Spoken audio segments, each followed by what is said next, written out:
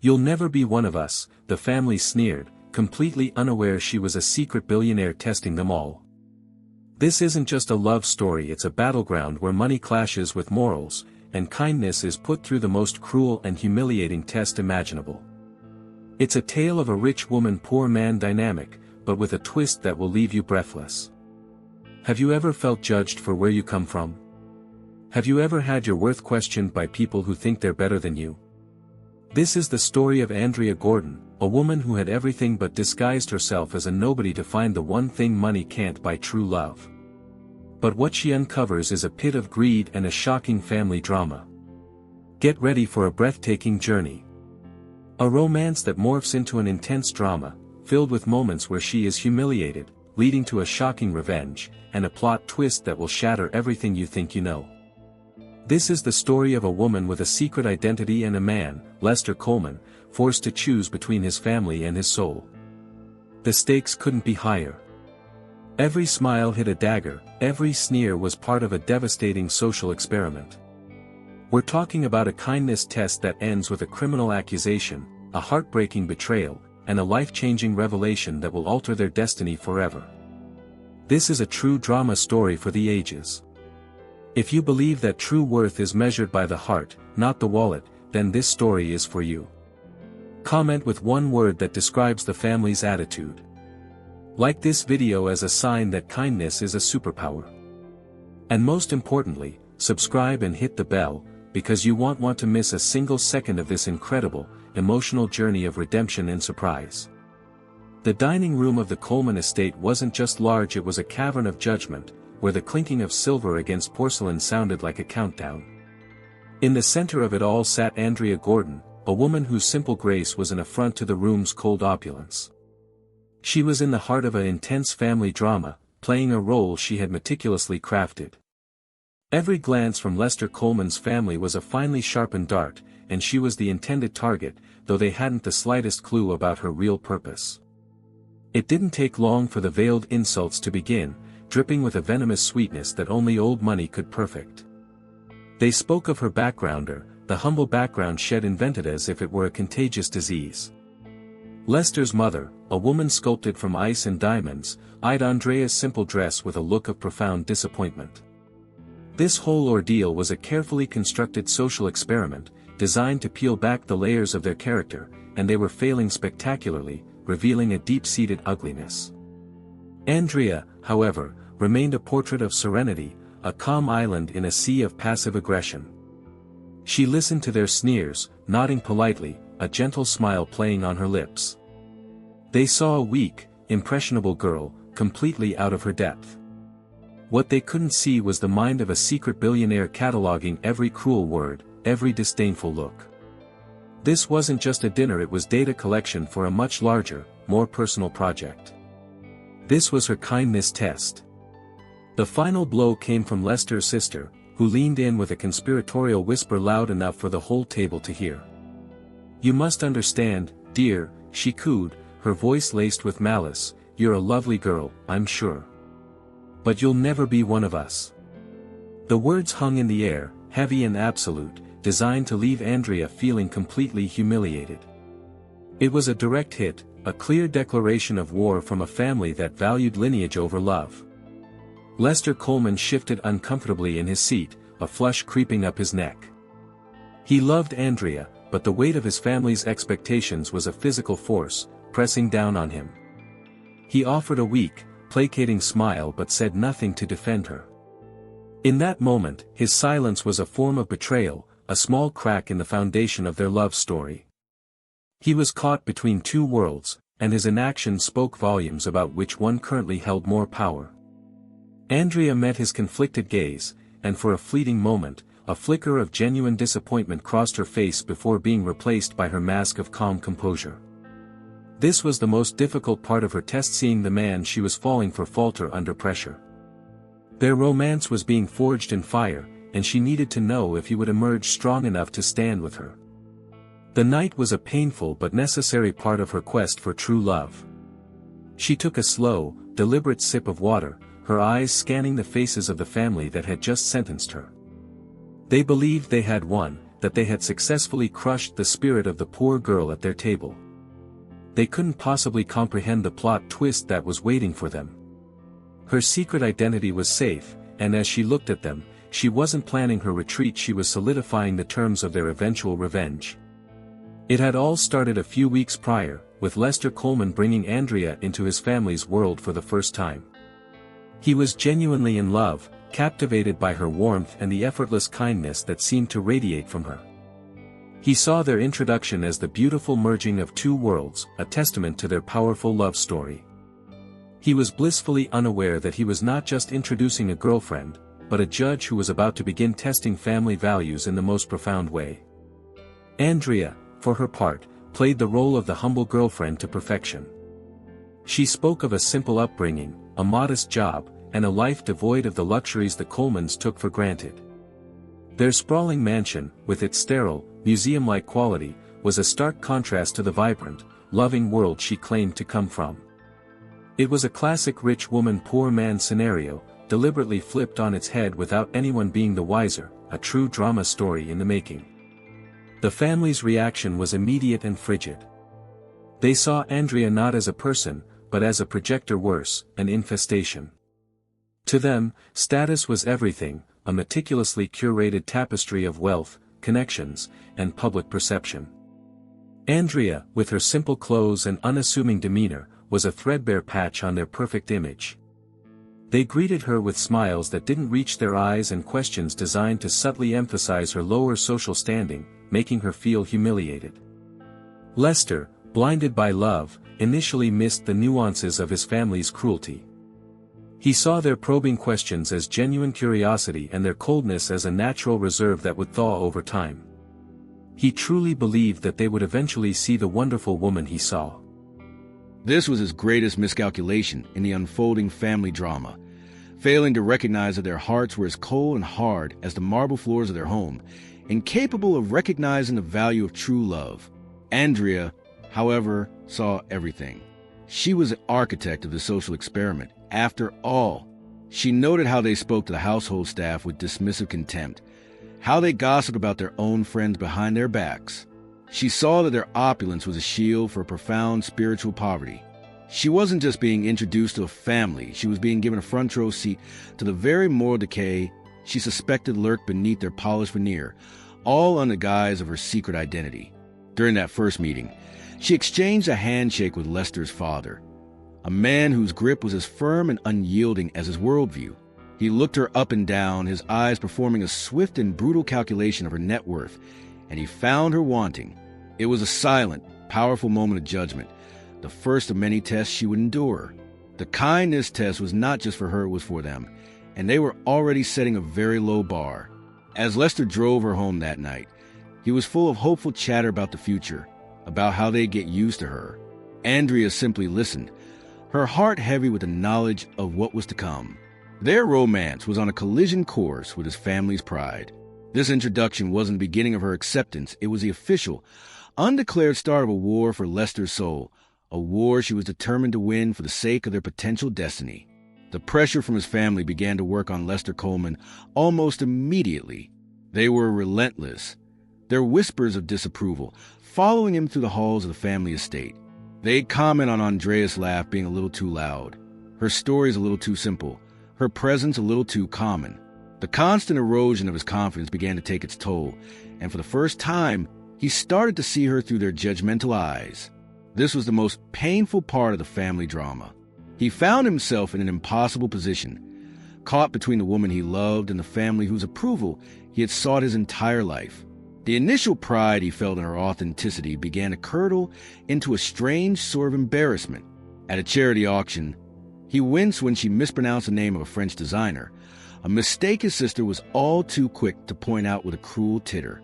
His love was being tested, and the weight of their world was proving to be heavier than he imagined in this ongoing drama story. The breaking point came one evening after a tense dinner with his parents. The car ride home was thick with silence until Lester finally broke it. "Andrea," he began, his voice strained. "Could you maybe try a little harder to fit in? Learn about the things they talk about?" The words, once spoken, felt like a betrayal to them both. He wasn't asking her to be herself. He was asking her to be someone else, someone his family could approve of, and it felt utterly wrong. Andrea looked out the window, her heart sinking. This was a critical juncture in her social experiment. It was one thing to endure the family's scorn, but it was another entirely to have the man she was building a love story with ask her to change her very essence. She knew he was suffering, torn between his loyalties, but his request stung nonetheless. It made her feel that, on some level, he was ashamed of the person she was pretending to be, a truly emotional blow. She didn't get angry. Instead, she turned to him, her expression one of gentle disappointment. "Is the person I am not enough, Lester?" she asked softly.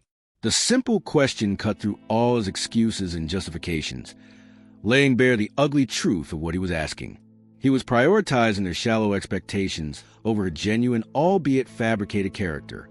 He was failing this crucial part of the kindness test, and the look in her eyes told him he knew it. He stammered an apology, trying to backtrack, but the damage was done. The conversation created a new, painful distance between them. Andrea now understood the depth of the challenge she faced. It wasn't just about winning over a cruel family. It was about waiting to see if Lester had the strength to break free from their gilded cage. Their quest for true love required him to choose a side, and right now, he was wavering dangerously in the middle. That night, Andrea lay awake, contemplating the next phase of her test. Lester's request, while painful, had been illuminating. It revealed the powerful, insidious nature of his family's influence. The next move was hers, and she knew she had to endure more, to push them further. A surprise was in store for them all, but first, she had to let the drama play out, giving Lester every chance to find his own path to redemption. Lester's mother, deciding to escalate her campaign, devised a new, particularly cruel form of torture for Andrea. The Colemans were hosting their annual high society garden party, an event where hundreds of the city's elite would gather. On the morning of the party, his mother approached Andrea with a sickeningly sweet smile and made an unbelievable request. She asked Andrea to help serve drinks, just for a little while, as they were short-staffed. It was a blatant attempt to put her in a servant's role, to have her publicly humiliated. Lester, who was present, froze in horror. This was a direct and malicious attack on Andrea's dignity. He opened his mouth to protest, to finally stand up to his mother's tyranny, but a soft touch on his arm stopped him. It was Andrea. She looked at his mother and, with a grace that was almost regal, simply said, "Of course, I'd be happy to help." This was not the reaction anyone expected, a shocking plot twist in their little power play. Dressed in a simple but elegant sundress, Andrea picked up a tray of champagne glasses. She moved through the crowd not like a flustered, embarrassed girlfriend forced into servitude, but like the most charming hostess imaginable. She offered drinks with a warm, genuine smile. She engaged guests in conversation, remembering their names, asking about their lives, and listening with an attentiveness that was utterly captivating. She wasn't just serving drinks, she was winning hearts, much to the Coleman family's chagrin. What Lester's mother intended as a kindness test designed for failure had backfired spectacularly. Andrea wasn't just charming the guests, she was making them feel seen and valued in a way the cold, transactional Colemans never could. A powerful banker found himself discussing his passion for fly fishing with her, while a famously aloof artist was animatedly describing her latest work. Andrea was a beacon of warmth in a world of chilly sophistication. This was an unexpected turn in the family drama. Lester watched, mesmerized. The embarrassment he had feared on her behalf transformed into a profound sense of awe. He saw her not as a simple, humble girlfriend, but as a woman of incredible strength and social grace. She had taken his mother's cruelest test and turned it into a masterclass in humility and charm. This was a life-changing moment for him, as the scales began to fall from his eyes, revealing the true nature of his love story. By the end of the hour, a small crowd had gathered around Andrea, drawn to her infectious spirit. Lester's mother could only watch from the veranda, her face a mask of thunderous fury. Her plan to shame Andrea had only made her shine brighter, making the Colemans themselves look petty and cruel by comparison. The attempted humiliation had become a moment of quiet triumph, a sweet, unspoken form of revenge that tasted better than any champagne being served. Later that evening, as they were leaving, Lester pulled Andrea aside, his eyes filled with a mixture of shame and admiration. "What you did today." He started, unable to find the words. "That was incredible." She simply smiled, a silent acknowledgement of the battle that had been won. She knew this was just one victory in a much longer war for true love, but it was a crucial one. It had shown Lester that true class had nothing to do with money, a lesson vital for his eventual redemption. The psychological warfare continued during a family trip to a lavish coastal resort. Lester's sister, Chloe, decided it was her turn to inflict a wound. Andrea, adhering to her humble persona, had only packed a few simple outfits, including one particularly nice dress she had saved for their final evening dinner. It was a simple, elegant garment, but it was clear it held sentimental value for her. Chloe saw this as an opportunity for a cruel act, a new front in the ongoing family drama. As they were getting ready for dinner, Chloe accidentally stumbled while carrying a glass of red wine, spilling its entire contents down the front of Andrea's dress. The apology she offered was a masterclass in insincerity, her eyes sparkling with malicious glee. "Oh, my goodness, I'm so clumsy," she exclaimed, feigning horror. "It's completely ruined." The act was designed to shame Andrea, to force her to either wear a stained dress or miss the important dinner. Another attempt to have her humiliated. Lester, who witnessed the whole thing, saw the incident for what it was, a deliberate act of sabotage. He turned on his sister, his voice sharp with anger for the first time. But before he could escalate the confrontation, Andrea intervened again. She calmly assessed the damage, her face a mask of thoughtful concentration. "It's all right, Lester. Accident happened," she said, her voice steady, though she was clearly orchestrating another move in this twisted drama story. Instead of despairing, Andrea asked for a small sewing kit from the hotel and a few simple items from the kitchen: salt and club soda. Chloe and her mother watched, scoffing, certain that her efforts would be futile. They were anticipating a tearful breakdown, but instead, they were witnessing a quiet display of incredible resourcefulness. This was another unexpected plot twist in their carefully laid plans to break the spirit of the woman they despised, a turn of events that was utterly shocking. With skillful hands, Andrea treated the stain, her movement precise and efficient. She then made a few clever alterations with the needle and thread, adding a small decorative fold to the fabric that not only concealed the faint remnants of stain, but also enhanced the dress design. It was an act of impressive creativity born from necessity. She wasn't just fixing a dress, she was refusing to be a victim, a key part of her social experiment. When she emerged for dinner, the dress looked almost more beautiful than before. Lester stared at her, his admiration growing with every passing moment.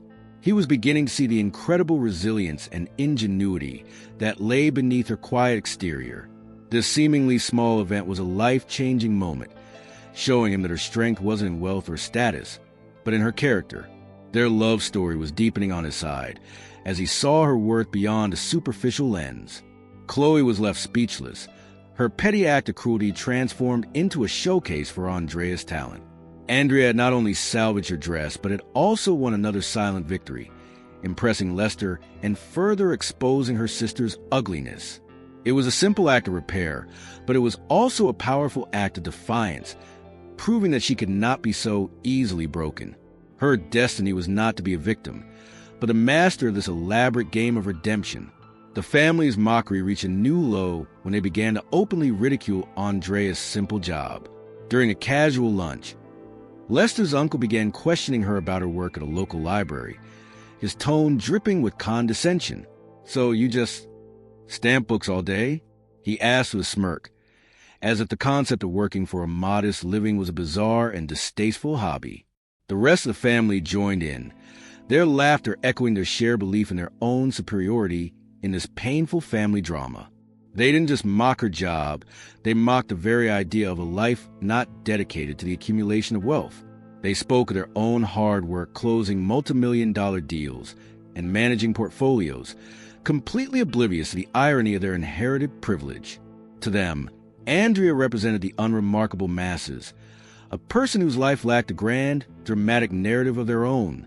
This conversation was a core part of the testing family process, and they were revealing their truest colors.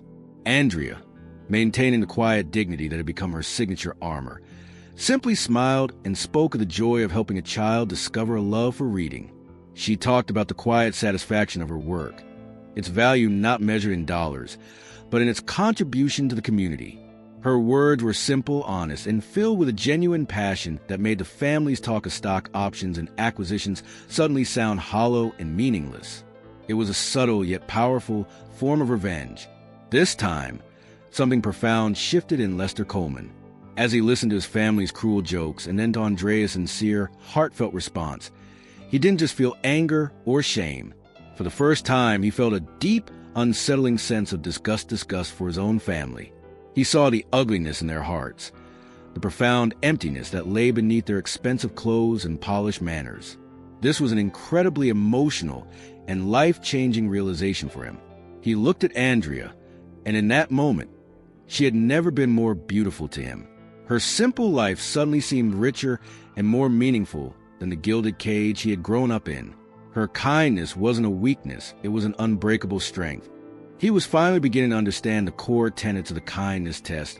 She was unknowingly putting them all through. His perception of his world was being completely rewritten by this incredible woman. He cut his uncle off mid-sentence, his voice cold and firm.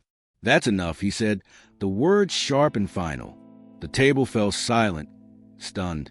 Lester had never spoken to his elders with anything but deference.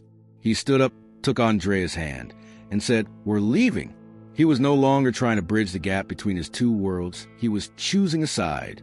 He was choosing her, a pivotal moment in their love story. As they walked out, leaving his stunned family behind, Lester felt a sense of liberation. The spell was breaking.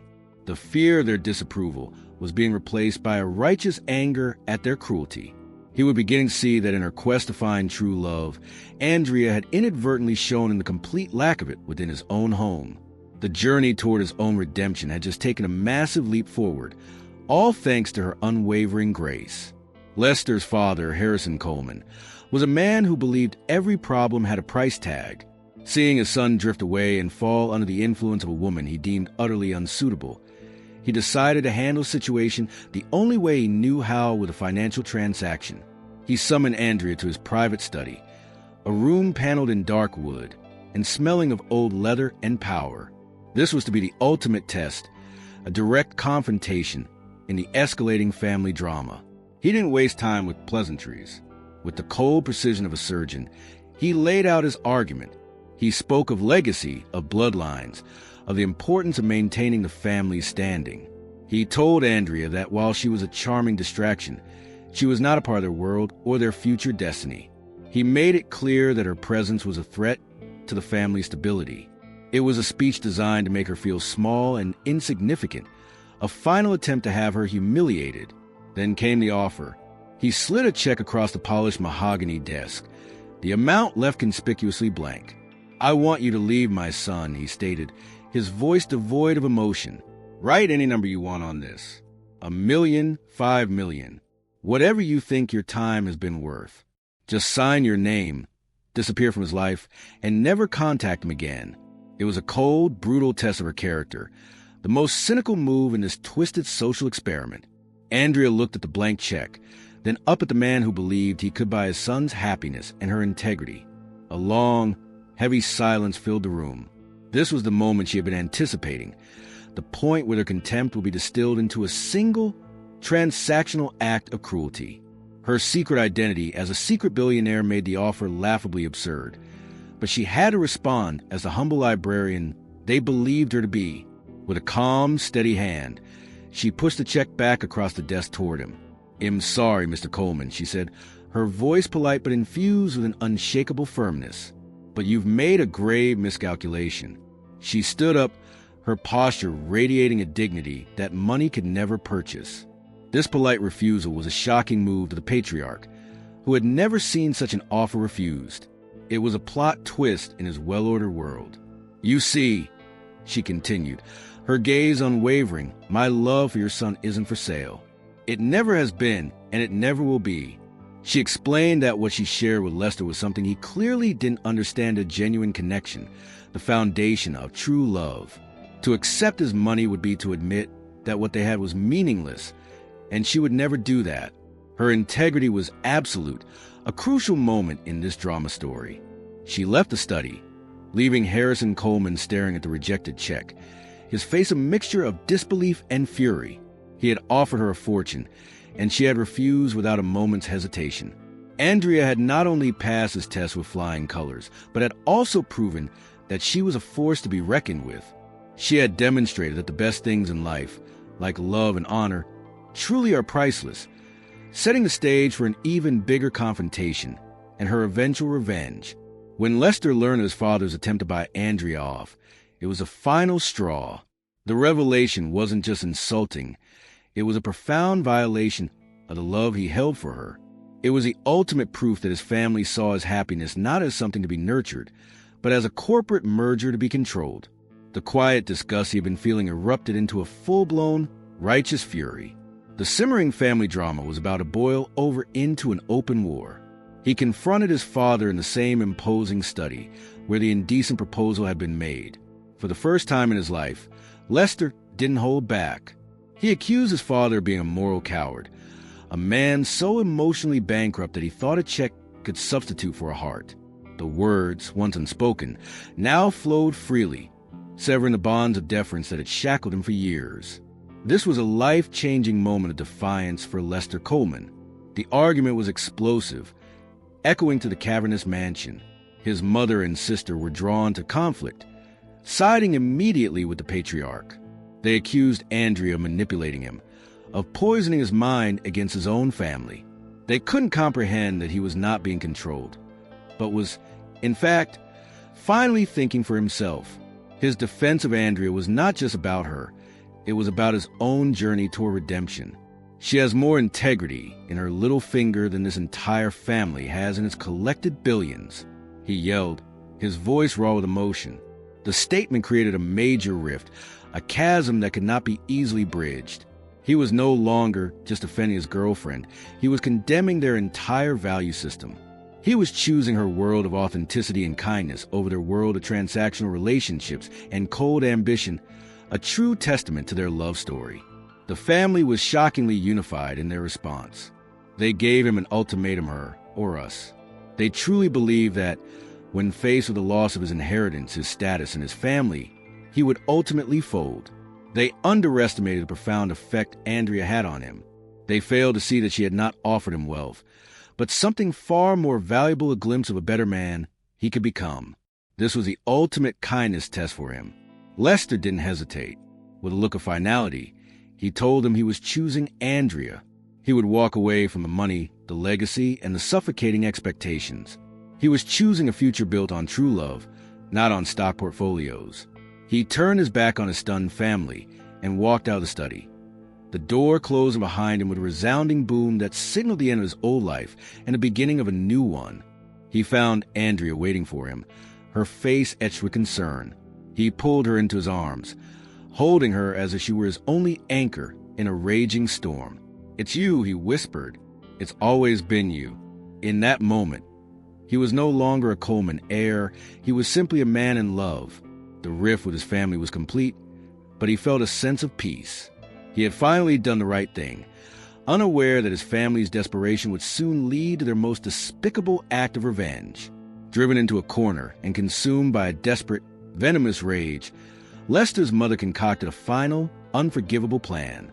It was an act of pure malice, designed not just to separate Lester and Andrea, but to utterly destroy Andrea's character in his eyes. She decided to frame Andrea for theft, targeting a priceless family heirloom, a sapphire necklace that had been the Coleman family for generations. This was her last-ditch effort to win the vicious family drama. The plan was as simple as it was evil. Knowing that Lester and Andrea were packing to leave the estate for good, his mother waited for a moment when Andrea's handbag was left unattended.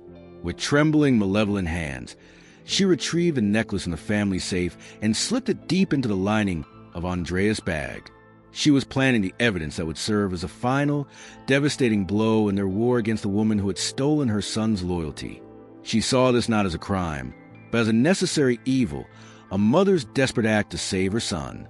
In her twisted logic, this act of betrayal was a form of protection. She was convinced that this would be the shocking event that would finally open Lester's eyes to the truth about Andrea. She failed to realize that this act would, instead, expose a truth about herself that was far more monstrous than anything she could imagine about Andrea. The stage was set for the final confrontation. She would wait until they were about to leave, then discover the necklace was missing, creating a scene of panic and chaos.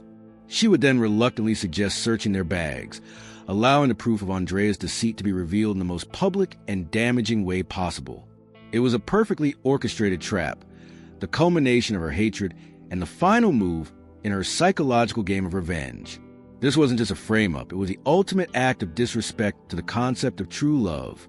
It was a statement that, in her world, trust was a weakness and love was a commodity that could be manipulated and destroyed. She was gambling everything on her ability to deceive her own son, confident that the bond of blood would be stronger than the bond of love. This was a critical miscalculation in the unfolding drama story. The necklace lay cold and heavy in Andrea's bag, a ticking time bomb of deceit. It was a symbol of everything the Coleman family stood for: immense value, cold beauty, and a heavy, oppressive history. By planting on Andrea, Lester's mother was trying to brand her as a common thief, someone who was only after their money after all. It was a desperate act by a woman who couldn't stand to lose, a central conflict in this rich woman, poor man narrative. This final, desperate act was a point of no return. It was a moral event horizon from which the Coleman family could never retreat.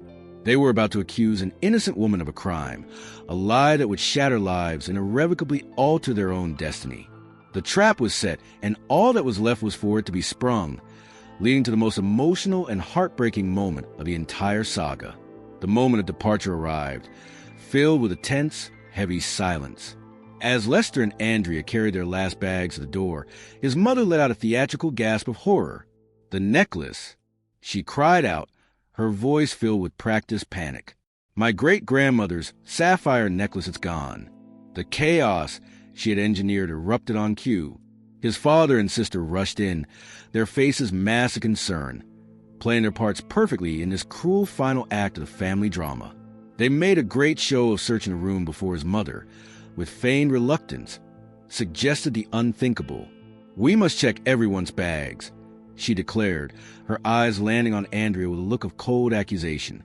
It's the only way to be sure. It was a public shaming, a kangaroo court where the verdict had already been decided.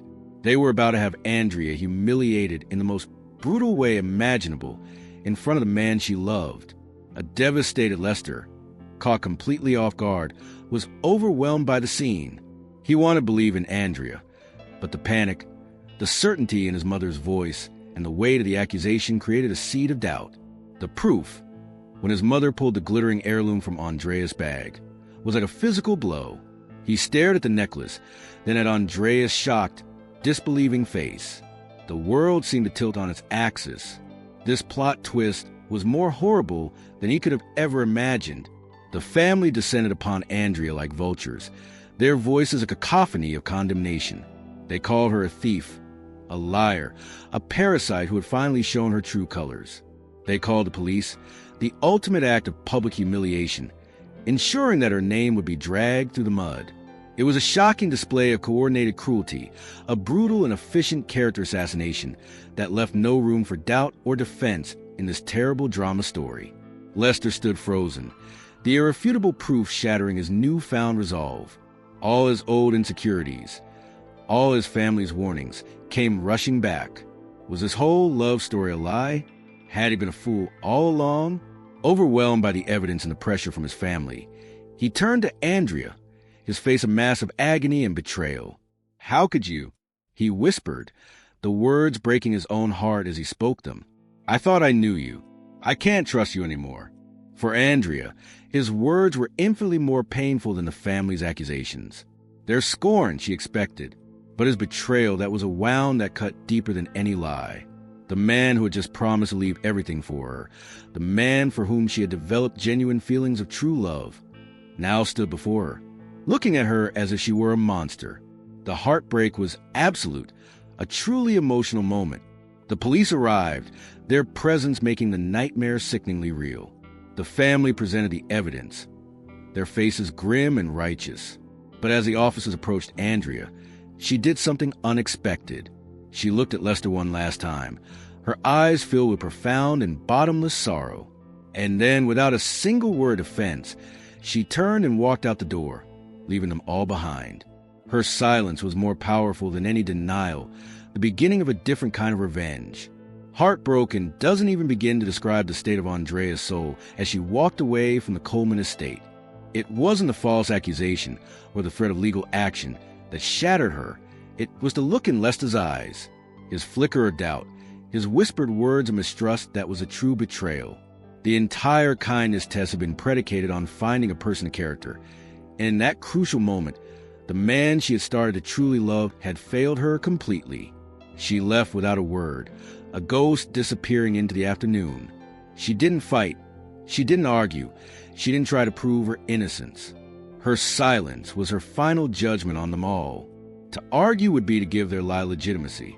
To plead would be to acknowledge their power over her. Instead, she chose to vanish, leaving a void filled with their toxicity and Lester's devastating failure. This was the most painful chapter in their love story. Back at the mansion, the immediate aftermath was one of grim satisfaction for the family. They had won. They had exposed the gold digger and reclaimed their son. They canceled the call to the police, claiming they wouldn't press charges for Lester's sake, a final act of manipulative generosity. They left Lester alone to grapple with the wreckage of his relationship, confident he would now see the wisdom of their ways and return to the fold, ending this family drama. But for Lester, there was no victory, only a hollow, aching emptiness. The image of Andrea's heartbroken face was burned into his mind. Her silence haunted him. He had expected tears, denials, a fight, but her quiet departure was a condemnation that screamed louder than any shout. He was left alone with his family, the very people he had been willing to abandon just an hour before, and suddenly, their presence felt suffocating. He was trapped in the aftermath of a shocking turn of events. Days turned into a week, and Andrea was gone. She didn't answer her phone, which was soon disconnected. She wasn't at her apartment, which was found empty. She had disappeared from his life as completely as if she had never existed. The lack of any attempt to contact him or clear her name was a perplexing plot twist that didn't fit the narrative of a common thief. A real criminal would have fought or fled, but Andrea had simply evaporated. The absence of Andrea created a vacuum that forced Lester to think. He replayed the scene of the accusation over and over in his mind. He remembered the triumphant gleam in his mother's eye, the rehearsed nature of their shock. He remembered Andrea's look of profound sorrow, not of guilt. The proof had seemed so solid at the moment, but now, in the silent echo of her absence, it began to feel fragile, contrived, and fundamentally wrong. His journey toward redemption was far from over. Consumed by a growing dread, Lester was left to face his family alone. Their "I told you so" glances following him everywhere. He had betrayed the only person who had shown him what true love could be, and he had done it based on a perfectly executed lie. The heartbreak of her leaving was slowly being replaced by a horrifying suspicion, a seed of doubt that would soon compel him to seek the one thing his family had tried so hard to conceal the truth. Regret is a powerful motivator. For Lester, it was an all-consuming fire. The silence from Andrea was a constant torment, and the triumphant attitude of his family had become unbearable, unable to live with the uncertainty. He did what he should have done in the first place. He started looking for objective truth. His father had always boasted about the estate's comprehensive security system, and Lester knew it was his only hope of understanding what truly happened that day. Late one night, when the house was still and silent, he made his way to the security office. With trembling hands, he accessed the footage from the day Andrea left. He navigated to the camera in the main hall, his heart pounding in his chest. He watched the events unfold in grainy, silent color, his mother's feigned panic, his own confused face, and Andrea's look of utter devastation. It was painful to watch, a replay of the worst moment of his life, a truly emotional experience. He almost turned off, but something made him rewind to watch the moments before the accusation. He switched the camera angle to the drawing room, where Andrea's bag had been left on a chair. He fast-forwarded, his eyes scanning for any anomaly, and then he saw it.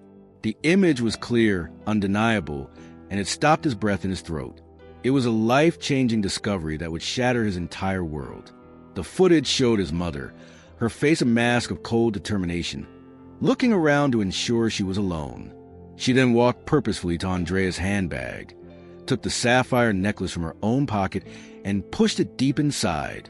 There was no ambiguity, no room for interpretation. It was a cold, calculated act of malice. It was proof that his mother had framed Andrea. The plot twist was not that Andrea was a thief, but that his mother was a monster. The perception of his family, an institution he had spent his life trying to please, crumbled into dust. It wasn't just his mother. He saw his sister and father in the background of other shots, their movements coordinated, their roles rehearsed. This wasn't a desperate act, it was a conspiracy. They had all lied to him, manipulated him, and orchestrated the destruction of his happiness. The family drama was not a conflict. It was a calculated betrayal of their own son. A wave of nausea and fury washed over him. Every cruel word, every warning, every "I told you so" was now revealed as a piece of a monstrous puzzle. They hadn't been protecting him. They had been controlling him. They hadn't saved him from a bad relationship. They had destroyed a beautiful love story out of pure, unadulterated spite. This was the ultimate betrayal, a truth more painful than any lie. He saved a copy of the footage to his phone, the digital file feeling as heavy as a block of lead. This small piece of data was the weapon that would end his family. His grief for losing Andrea was now compounded by the horror of what his family had done. His path was now terrifyingly clear. He wasn't just going to apologize to Andrea, he was going to burn every bridge to his old life. And his desperate search for redemption and true love was about to begin in earnest, armed with the irrefutable proof of his family's treachery. Lester felt a cold, hard resolve settle in his heart. The next morning, he gathered his parents and sister in the very study where his father had tried to buy Andrea's love. He didn't raise his voice. He simply placed his phone on the polished desk and played the security footage. The silence in the room was absolute as they watched their own monstrous act play out in damning detail. The color drained from their faces. Their expressions shifted from arrogant denial to panic horror as they realized they had been caught. His mother began to stammer, offering pathetic excuses about protecting him, but her words were meaningless. Lester held up a hand, cutting her off. "You didn't do this for me," he said, his voice dangerously quiet. "You did this because you couldn't control me. You did this because your pride is more important than my happiness." This was the final, brutal scene of the family drama. He looked at each of them, his gaze lingering on the people who had raised him, the people he was supposed to trust implicitly. As of this moment, he declared, the words sealing their destiny, "You are no longer my family. I am disowning you. I want nothing from you, not your money, not your name. You are dead to me." The finality in his voice was chilling. He turned his back on their pleas and walked out of the house, and out of their lives forever. Now truly alone, Lester began his desperate search for Andrea. He was a man adrift, consumed by a singular purpose to find her and beg for her forgiveness. He went to all the places she had mentioned, the library she supposedly worked at, the small coffee shop she loved. But it was as if she were a ghost. The library had no record of her, and no one recognized her picture. It was a frustrating, maddening dead end, a puzzling part of this real-life drama story. Weeks turned into a month. Lester sold the expensive car his father had given him, using the money to live and to fund his search. He hired a private investigator, but even they came up empty. It was as if Andrea Gordon had never existed. This mystery of her secret identity deepened his despair, making him realize how little he had truly known about the woman he loved. This was his punishment, his agonizing path toward redemption. He was haunted by her face, by the pain he had caused her. He had failed her kindness test in the most spectacular way, choosing the word of his treacherous family over the woman who had shown him nothing but integrity. The search for her became an obsession, a pilgrimage of repentance. He had to find her, not just apologize, but to tell her that he had finally become a man she had deserved all along, a man worthy of her true love. Just as he was about to lose all hope, the private investigator called with a strange, unexpected lead. It wasn't a location, but an event. A major charity gala was being held, Hosted by the reclusive, mysterious, and incredibly powerful CEO of Gordon Industries, a massive global tech conglomerate. The investigator mentioned it only because of the shared last name Gordon. It was a long shot, but it was the only one he had. This faint glimmer of hope was a surprise he desperately needed. Gordon Industries. The name echoed in Lester's mind. It was one of the largest and most respected philanthropic organizations in the world, known for its massive contributions to education and social reform. He had heard the name, of course, but had never connected it to anything in his personal life. The idea that his humble librarian Andrea could be linked to such a corporate behemoth seemed utterly preposterous, a detail that didn't fit their rich woman, poor man story. Yet, the lead was a persistent itch he couldn't ignore. He spent days researching the company, diving deep into its history and its current leadership. He learned that Gordon Industries was run by a CEO who was famously private, a brilliant visionary who had inherited the company at a young age and transformed it into a global force for good. There were very few public photos of her, and those that existed were often blurry or taken from a distance. The mystery surrounding her only deepened his curiosity in this drama story. The charity gala was the social event of the season, an exclusive affair for the world's wealthiest and most influential figures. Getting a ticket was nearly impossible, especially for someone like him, who had just severed ties with his powerful family. But Lester was a man possessed. He used the last of his funds and called in a single old favor from a friend who had no ties to his family, practically begging for a way in. His desperation was palpable, his entire being focused on this one slim chance. He felt a strange mixture of hope and dread. What if it was her? What would he even say? How could he possibly apologize for a betrayal so deep? And what if it wasn't her? The thought of facing another dead end was almost too much to bear. This gala represented his last stand in his quest for redemption. It was a final, desperate gamble for a second chance at true love, a chance he knew he didn't deserve. This was the ultimate long shot, a search for a ghost at a party for billionaires. He was no longer part of that world. He would be an outsider, just as Andrea had been at his family's dinners. The irony was not lost on him. He was about to willingly walk into the lion's den, the very environment that had corrupted his judgment, all for the fleeting hope of seeing her again. It was a life-changing decision, driven by a love that survived the ultimate test of betrayal. The night of the gala arrived. Lester stood in front of a mirror in his rented tuxedo, a far cry from his usual designer suits. He looked like a stranger to himself thinner, with a new gravity in his eyes. He was no longer the privileged son of a tycoon. He was a man on a mission, stripped of everything but his regret and his love for a woman he may never see again. The family drama was over now. His personal journey had to begin. As he made his way to the gala, he felt a sense of destiny in the air, a feeling that his entire life had been leading to this single night. He was walking toward a potential plot twist, so immense it could either save him or break him completely. He clutched the single, embossed invitation in his hand, his heart a frantic drum against his ribs. He was about to confront his future, whatever it might hold, in a room full of strangers.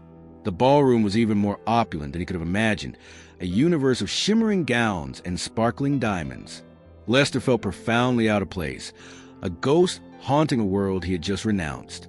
He scanned the crowd, his eyes desperately searching for a familiar face, a warm smile and a sea of polite, curated expressions. For a while he saw no one, and a cold wave of despair began to wash over him.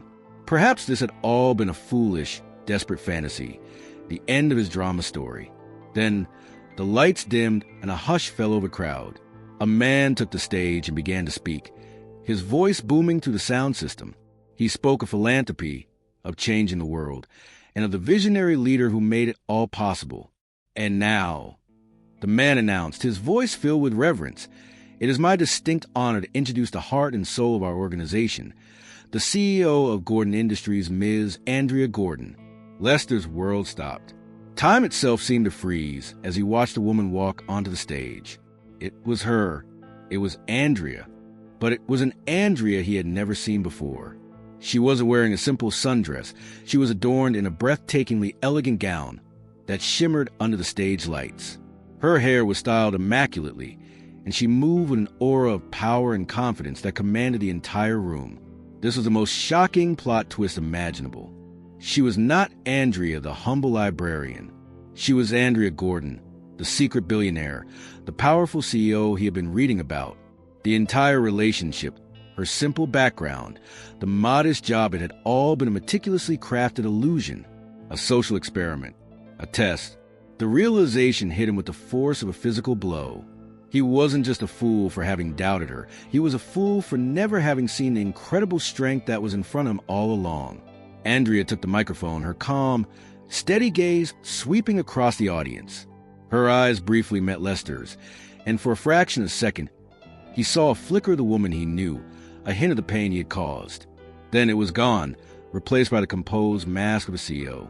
She began to speak, her voice clear and resonant, and he listened, completely stunned, as she spoke of the importance of character, integrity, and judging people for who they are, not what they have.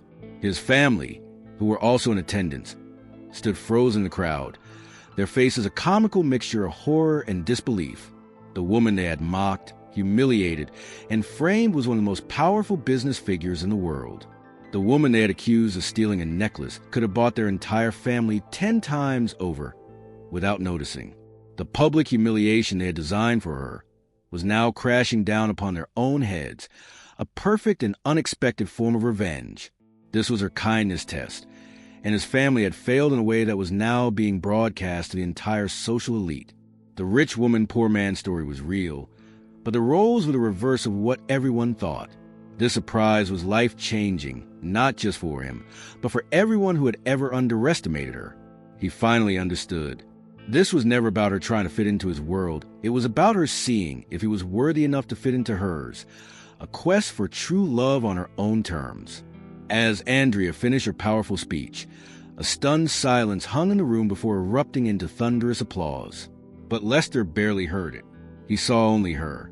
In that moment, he knew what he had to do. With his heart pounding and every eye in the room turning to watch him, he walked toward the stage. He wasn't thinking about the crowd or the public spectacle. He was a man on a singular mission of redemption, seeking forgiveness for the greatest mistake of his life. He reached the front of the stage and looked up at her, his eyes pleading. The security guard started to move toward him, but Andrea held up a hand, stopping them. She looked down at him, her expression unreadable, waiting. In front of his shocked and utterly humiliated family, in front of the entire assembly of the rich and powerful, Lester Coleman took a deep breath and poured out his soul. It was the most emotional moment of his life. Tears streamed down his face as he offered a raw, public apology. "I'm so sorry, Andrea," he choked out, his voice breaking. "I failed you. I was a coward and a fool. I broke your heart because I was too weak to see past the lies of my family." He didn't make excuses. He laid his failure bare for the world to see, confessing his own weakness and their cruelty. This was not about saving face. It was about bearing his soul. He then looked her directly in the eye, his love for her a burning fire of sincerity. "I don't care about Gordon Industries. I don't care about the money," he declared, his voice ringing with passion. "I fell in love with Andrea, the kind, funny, brilliant woman who loved books. I love the woman, not the CEO. And I will spend the rest of my life earning back your trust, if you'll let me." He was declaring his true love, free from the poison of his past. A tear traced a path down Andrea's cheek. She had constructed this entire social experiment to protect her heart, to find someone who would love her for who she was, not what she owned. She had witnessed Lester's weakness, but now she was witnessing his true strength, the strength to admit his faults, to disown his toxic past, and to publicly fight for love. She saw his true redemption. It was the life-changing moment she had been waiting for. She walked to the edge of the stage and extended her hand. Lester took it, his touch sending a jolt of electricity through them both. She pulled him gently up to stand beside her. In front of everyone, she leaned in and whispered, "This is your second chance, Lester. Don't waste it." Their love story was not over, it was just beginning. On new terms, built on a foundation of brutal honesty and hard-won forgiveness. His family could only watch, their empire of pride and prejudice crumbling around them. Their destiny was one of public shame, while the couple they tried to destroy stood together, a symbol of hope. Andrea, with her secret billionaire test complete, had found her partner, and Lester, having walked the fire his family's making, had found his soul. Together, they had found a love that was more valuable than any fortune, a love that was truly real. In the end, this incredible drama story teaches us a powerful lesson. The greatest fortunes aren't found in a bank account, but in the integrity of our hearts and the courage to fight for true love. It's a reminder that a person's true worth is revealed not when things are easy, but in the face of betrayal and injustice. If you also believe that kindness is a superpower and that our character is our most valuable asset, then you found your place. This channel is more than just stories. It's a community for those who believe in redemption and the power of the human spirit. Subscribe now and join our tribe. Now, let's create a wave of positivity together. First, hit the like button as a vote for love over money, helping this story reach more people. Second, comment below with your answer to this. What would have been your first act of revenge if you were in Andrea's shoes? And third, share this video with one person who needs to see a story where goodness wins in a shocking way. And don't let the journey end here. While you wait for our next upload, know that our channel is a treasure chest filled with emotional journeys just like this one. Dive into our playlist of past videos and discover other unforgettable tales of secrets, betrayals, and ultimate triumphs. You'll find many hidden gems waiting for you. To make sure you don't miss any of the incredible stories we have yet to tell, activate that notification bell right now. You won't want to be left out of the next plot twist or the next life-changing surprise we have in store. We can't wait to see you in the next one.